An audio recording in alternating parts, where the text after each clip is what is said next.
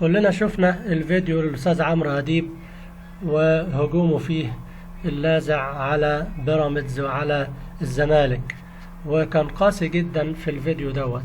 أنا أتفهم قسوته على بيراميدز إن ملهمش أي عذر ولا لهم أي حجة، كل حاجة وكل الإمكانيات متوفرة لهم، وسكواد رائع من أحسن فرق الدوري.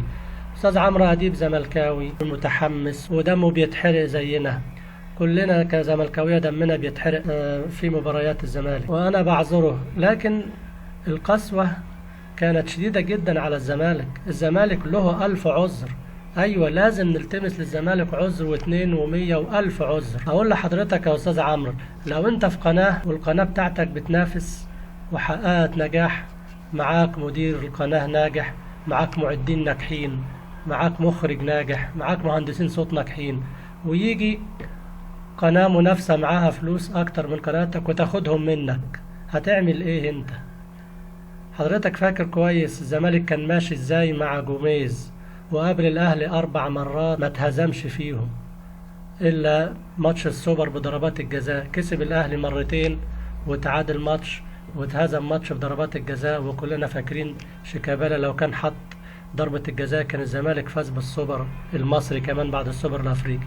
خدوا جوميز ودلوقتي جاي الأهلي، وكلنا عارفين انه كان رايح السعودية علشان كام شهر ويجي الأهلي، وكنا متأكدين من كده. وخد زيزو وكان بيفاوض بقية اللعيبة، عاوز ياخد حسام عبد المجيد وعاوز ياخد الونش، والزمالك يروح يفاوض اللاعبين الحلوين في الدوري عشان يدعم بهم خطوطه، الأهلي يروح يزودهم وياخدهم، آخرهم عمر الساعي اللي الأهلي مش محتاجه وخده علشان يحرم الزمالك منه، زي ما صرح مسؤول في الأهلي بنفسه، صرح بكده وقال احنا خدنا عمر الساعي عشان نحرم الزمالك منه، وعمر الساعي اندفع في 50 مليون ومركون وما لعبش حاجة، وهيطلعوه إعارة الموسم القادم. فالزمالك هيعمل ايه؟ هينجح ازاي؟ هياخد بطولات ازاي؟ كمان لجنة المسابقات اللي بتحط جدول الدوري، حضرتك فاكر القرعة اتعملت ازاي؟ في الفجر قالوا عملنا القرعة وطلعوها للناس الصبح.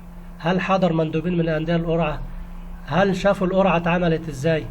مباريات الزمالك ايه في الدور الثاني ومباريات الاهلي؟ الزمالك لاعب المصري ولاعب البنك الاهلي ولاعب سيراميكا.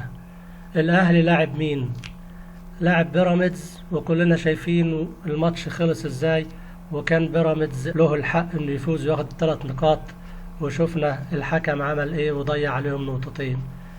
ولاعب مين الاهلي بعد بيراميدز؟ لاعب بتروجيت ولاعب حرس الحدود اللي الاهلي خد المدرب بتاعه وسابوا نتائجه بقت زي ما حضرتك شايف كده. حرس الحدود ما اتغلبش 5 خالص في الدوري السنة دي، بيتغلب 5 من الأهلي.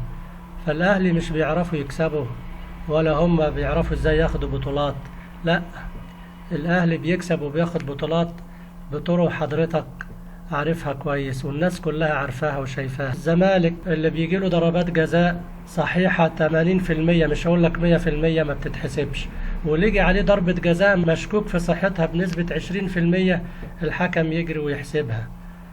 ما تقوليش نظرية مؤامرة والكون كله ضد الزمالك، لا ده واقع وموجود والفيديوهات موجودة. مش هرجعك لضربات جزاء اتحسبت على الزمالك او ما اتحسبتش للزمالك، هقول لك بس روح لنهاية الشوط الأول في ماتش الزمالك والبنك الأهلي وشوف الهجمة، وقبل الوقت الضايع ما يخلص هجمة مرتدة للزمالك، 3 مهاجمين على 3 مدافعين من البنك الأهلي، لسه ال4 دقايق ما خلصوش وحضرتك وجاي الوقت واضح في الشاشة، الحكم بيديلهم ظهره وبيصفر قبل الوقت الضايع ما يخلص، في حين ان في مباراة تانية بيلعبوا 2 و3 بعد الوقت الضايع ما بيخلص. فرفقا بالزمالك، انا عارف ان حضرتك زملكاوي واحنا دمنا بتحرق زي حضرتك، نلتمس العذر للعيبة وما نغفلش عامل التوفيق.